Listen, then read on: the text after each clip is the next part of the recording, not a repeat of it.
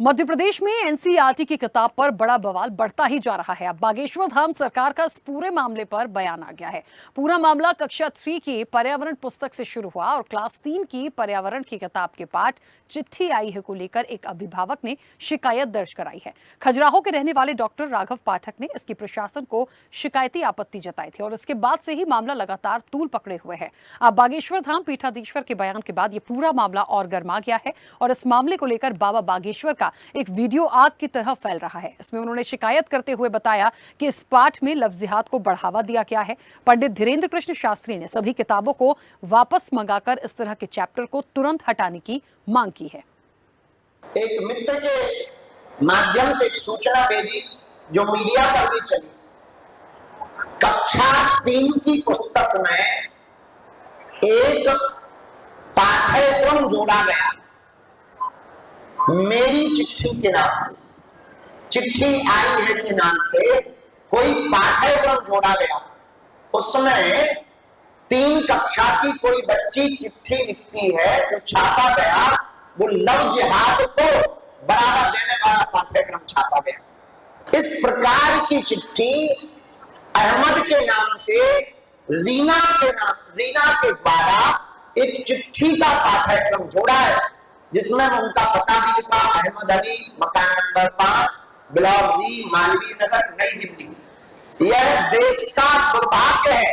चिट्ठी का पाठ्यक्रम बच्चों को सिखाने के लिए अगर जोड़ना ही था तो अहमद की जगह अमर भी का हो सकता था, आकाश भी का हो सकता था, अविनाश भी का हो सकता था और आदर्श भी का हो सकता था। अहमद ही क्यों रखा गया? जिस प्रकार से धर्म विशेष के लड़के को ही एक धर्म विशेष की लड़की के द्वारा पत्र लिखा गया है, अहमद नामक लड़के को रीना के द्वारा पत्र लिखा गया है। आए दिन लव जिहाद के देखते हुए केसेस में ये समझ में आता है कि हमारी बच्चियों के मन को बचपन से ही बिगाड़ दिया जा रहा है। कहीं ना कहीं से शिक्षा जो दी जा रही है वो एक धर्म विशेष के लड़कों के प्रति सहानुभूति वाली दी जा रही है। आखिर क्या ज़रूरत थी वहाँ पर अहमद नामक लड़के का जिक्र करने की? क्या ज़रूरत थी वहाँ पर रीना नामक लड़की का जिक्र करनी थी? क्या दादी को पत्र, दादा को पत्र, भाई को पत्र, बुआ को पत्र नहीं लिखा जा सकता था? उस उम्र में, खासतौर से जिस उम्र में सबसे ज़्यादा मस्तिष्क सक्रिय रहता है, वहाँ पर जो विचार डाले जाएंगे उस प्रकार के विचार जीवन भर बच्चों के मन में रहते हैं। तो मुझे लगा इस बात पर मुझे अपनी शिकायत दर्ज करानी चाहिए। चलिए, इस वक्त आपको बता दें कि हमारे सहयोगी समीर अवस्थी हमारे साथ जुड़ गए। समीर, जिस तरीके से पूरा मामला आया, जाहिर तौर पर सवाल तो उठना लाजमी है, क्योंकि जब तक इसकी शिकायत की गई, इन तमाम चीजों को रखा गया अभिभावक के द्वारा, तब तक वो खुद कह रहे थे, कल मैंने उनको सुना था कि कोई कार्रवाई नहीं हो रही है। लेकिन ये पूरा मामला क्योंकि बागेश्वर धाम के जो पीठाधीश्वर हैं पंडित धीरेन्द्र शास्त्री, उन तक पहुंचा, वो यदि इन तमाम चीजों को लेकर आपत्ति दर्ज करा रहे हैं, तो मुझे लगता है ये बहुत बड़े एक संज्ञान में मामला आ चुका है और इस तरह की जो चीजें सामने आई हैं उस पर रोक लगनी चाहिए। लेकिन इससे भी बड़ा सवाल ये है कि इस तरह के पाठ्य को शामिल क्यों किया गया, क्यों इस तरह की चीजों को रखा गया और कितनी बड़ी इसकी जड़ आप मानते हैं? क्या इस पर रोक लग पाएगी और आया ही क्यों या उपजा ही क्यों, ये अपने आप में बड़ा सवाल है। बिल्कुल राखी, ये बहुत गंभीर विषय है। तो 2-3 दिन पहले खजुराहो के रहने वाले हैं डॉक्टर राघव पाठक, उनके द्वारा खजुराहो एसडीओपी सलील शर्मा को एक शिकायती आवेदन सौंपा जाता है, जिसमें उन्होंने जिक्र किया कि एनसीईआरटी एक जो देश का बहुत बड़ा संस्था है, कक्षा 3 के सिलेबस में जो पर्यावरण का पाठ है, 17वां पाठ, इसकी चिट्ठी आई है नामक एक अध्याय है। इस अध्याय में एक हिंदू लड़की जो है रीना नाम की, वो अहमद को पत्र लिख रही है और साथ ही साथ इसमें जिस तरीके से वो पत्र पहुंचाया जा रहा है, लिखा जा रहा है, तो इस चिट्ठी को लेकर बड़ा ही सवाल उठाया गया है। इसके बाद लगातार जो है ये मामला जो है तूल पकड़ता जा रहा है। भोपाल में भी ऐसी जानकारी मिली है, हिंदू संगठनों ने विरोध प्रदर्शन करते हुए विरोध जताया कि इस प्रकार की सिलेबस को तत्काल प्रभाव से हटाया जाए। ऐसे में जो एनसीईआरटी की तरफ से ऐसी सूचना प्राप्त हुई है कि एनसीईआरटी की तरफ से ये जानकारी दी गई मीडिया को कि सिलेबस से तो करीब 2 साल पहले ही हटा दिया गया था। लेकिन एक बड़ा सवाल यहाँ पर राखी उठता है, जब आपने ये इस सिलेबस को हटाया तो फिर मध्य प्रदेश के हर स्कूलों में, चाहे वो प्राइवेट हो चाहे सरकारी स्कूलों में हो, प्रदेश न्यूज की टीम ने खुद पड़ताल की है। हमने हर कई स्कूलों में हम पहुंचे थे, हमने देखा आज भी बच्चियां इसी किताब को पढ़ रही हैं जो जिस को लेकर पूरे प्रदेश में बवाल मचा हुआ है। इस घटना के बाद जो है बागेश्वर धाम के पीठाधीश्वर पंडित धीरेन्द्र कृष्ण शास्त्री ने भी इस मुद्दे पर आज उन्होंने बयान जारी करते हुए सरकार से मांग की है कि तत्काल प्रभाव से इस प्रकार के सिलेबस को हटाया जाए और बच्चों के जो बच्चियां हैं, समीर आपको बीच में रोक रही हूँ, समीर बीच में रोक रही हूँ, बनी रहिएगा हमारे साथ। इस वक्त आपको बता दें कि जो शिकायत करता है डॉक्टर राघव पाठक हमारे साथ जुड़ गए हैं। राघव पाठक जी, सबसे पहले तो बहुत स्वागत स्वदेश न्यूज के साथ जुड़ने के लिए। और बड़ा महत्वपूर्ण सवाल, इस चीज को आपने निकाला, उस चीज को पकड़ा, मैं तो कहूंगी वो कहीं ना कहीं अपने आप में एक बड़ा विषय है। लेकिन आप भी कल भी मैंने आपको सुना था, आप कह रहे थे कि कार्रवाई के नाम पर कुछ नहीं हुआ है, क्योंकि अब बागेश्वर धाम तक ये तमाम चीजें पहुंचती हैं। पंडित धीरेन्द्र कृष्ण शास्त्री जो हैं वो इन चीजों को सामने रखते हैं, तो बहुत तेजी से ये चीजें वायरल हो रही हैं। लेकिन एक मंशा है, एक उस चीज को जानने की कोशिश जरूर करने की जरूरत है कि इस पाठ्यक्रम को शामिल क्यों किया गया। क्या लोग जो एनसीईआरटी की जो बुक्स हैं उसमें ये इस तरह का सिलेबस लाना या इस तरह के पाठ्यक्रमों को लाना, ये अपने आप में बड़ा सवाल है। इसे रोक कैसे सकते हैं और आगे और कितना आपको लगता है इस पर काम करने की जरूरत है? प्रश्न यही है राखी जी कि इस प्रकार का सिलेबस आखिर किस मना स्थिति के अंतर्गत आ रहा है।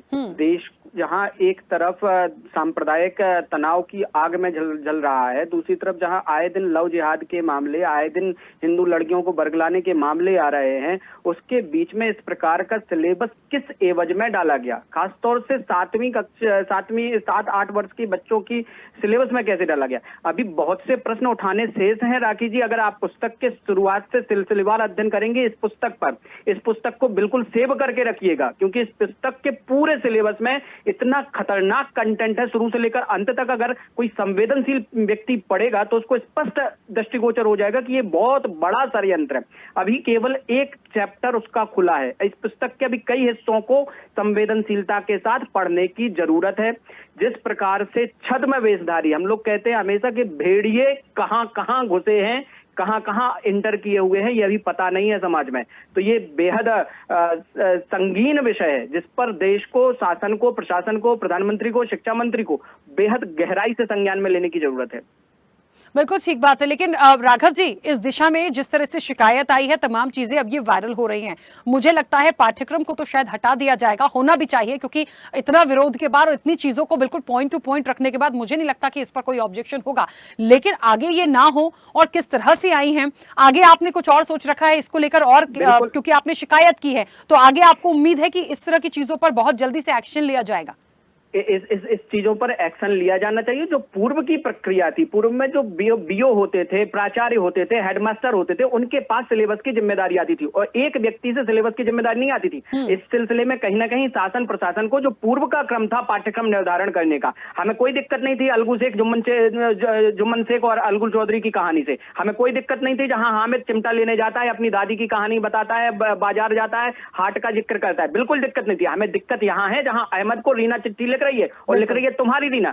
हमारे समय में तुम्हारी रीना इस प्रकार का जो पत्र कहलाता था, उस समय ये लव लेटर की संज्ञा में आ जाता था। आज जो समाज का चरित्र हनन हुआ है, वो कहीं ना कहीं से अगर इस प्रकार का बीजारोपण किया जाएगा बच्चों में, तो वो आगे आकर के 14-15 वर्ष की उम्र में उनके हार्मोनल जो परिवर्तन होते हैं वो दिखते हैं और बच्चों का मानसिक जो संतुलन बिगड़ रहा है, कहीं ना कहीं एक तरफ इस सिलेबस से जा रहा है आपकी किताबों से, दूसरी तरफ आज मोबाइल में और बॉलीवुड से और कहां से।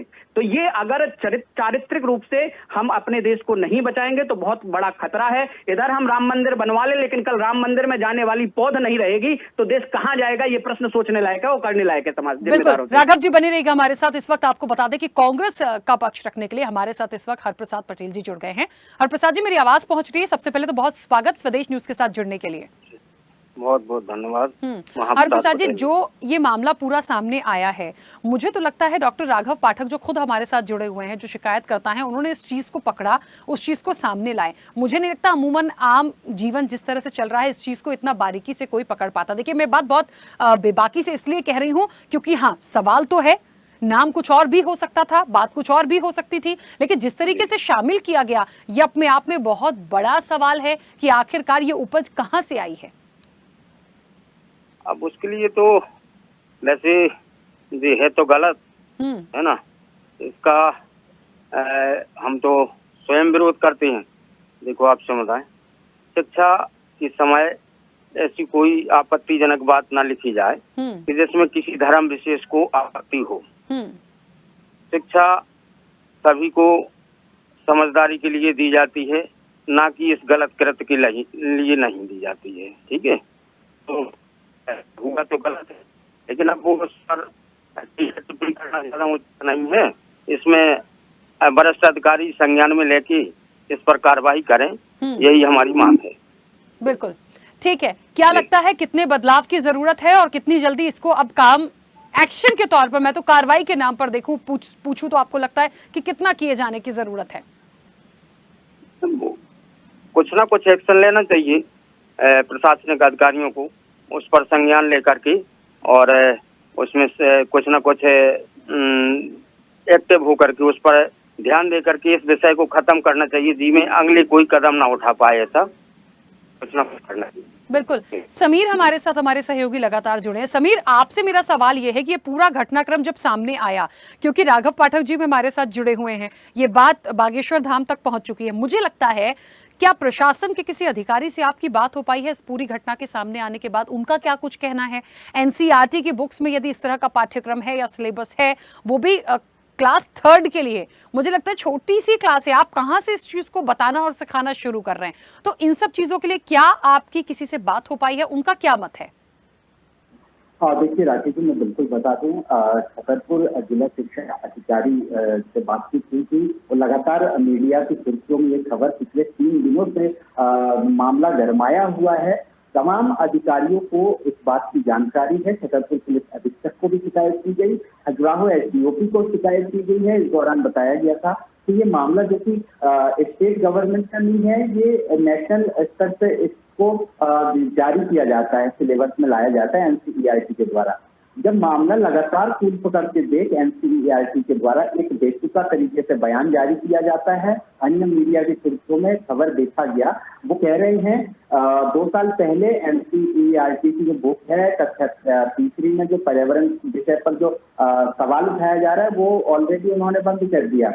उनका कहना है कि हमारी अद्भुत दुनिया नाम से एक किताब जो है बच्चों के लिए निर्देशित किए गए हैं तमाम विभाग को। ऐसे में बड़ा सवाल उठता है राकेश जी, वो आखिर वो हमारी अद्भुत दुनिया में किताब कहाँ है, किस स्कूल में बच्चों को पढ़ाया जा रहा है? प्रदेश पुलिस ने पड़ताल की है, लगातार हम कई स्कूलों में पहुंचे थे, कन्या माध्यमिक शाला में, प्राथमिक पाठशाला में बच्चों के सिलेबस को देखने के लिए कि क्या सिर्फ ये एक जो सवाल उठ रहे हैं लगातार, जिस पर सवाल उठाए जा रहे हैं, लव जिहाद के आरोप लगाए जा रहे हैं, क्या धरातल स्तर पर कितने स्कूलों में बच्चे पढ़ रहे हैं? तो आप देख सकते हैं बच्चियां किताबों को पढ़ती हुई हमें मिली है। तो ये चौंकाने वाली तस्वीरें स्वदेश न्यूज लगातार पहुंचा रहा है और जिम्मेदारों को इस पर ध्यान देना चाहिए। और भाजपा की तरफ से प्रदेश अध्यक्ष भी इस पर कड़ी निंदा करते हुए कार्रवाई करने की बात कर रहे हैं। अब जो कि बाबा बागेश्वर का बयान आया है तो मामला जाहिर सी बात है और तेजी से गरमाया है, बदलता नजर आ रहा है। उम्मीद है इस पर कार्रवाई होगी।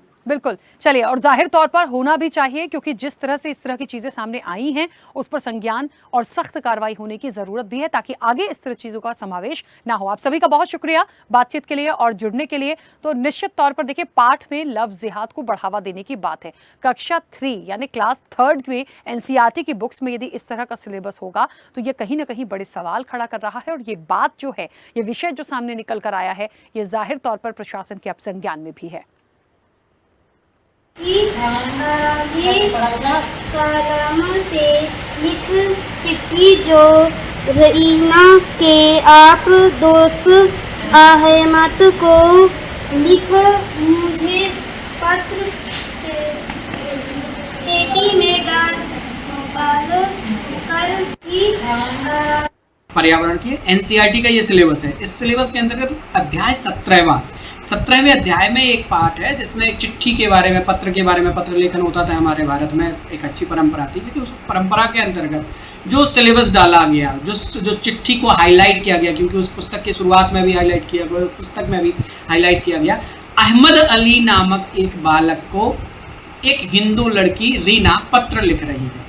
देखिए, कोई बहुत बड़ा मुद्दा नहीं है अगर आप एक खुले हुए मस्तिष्क से इसको लेते हैं, लेकिन हमारा मस्तिष्क कितना खुला हुआ है। आज जो समाज में लव जिहाद के प्रकरण चल रहे हैं, हमारे बच्चों का मन बहुत भावुक होता है, बहुत नाजुक होता है। उस उम्र में कोई अहमद अली नाम के बच्चे को कोई हिंदू समाज की रीना बच्ची लिख रही, तुम्हारी रीना, वहां पर डला हुआ है, प्रिय अहमद तुम कैसे हो, तुम्हारी बहुत याद आती है, हम सब दोस्तों को तुम्हारी बहुत याद आती है, हम अगरतला से हैं और हम बहुत जल्द आकर तुमसे मिलेंगे, ऐसा कुछ करके, और तुम्हारी रीना, और अहमद अली को दिल्ली में वो चिट्ठी लिखी जा रही है। ऐसे ही वीडियोस के लिए लाइक करें, शेयर करें, फॉलो करें, YouTube पर जाकर सब्सक्राइब कर बेल आइकन दबाना ना भूलें और ताजा अपडेट्स के लिए swedeshlive.com पर जरूर जाएं।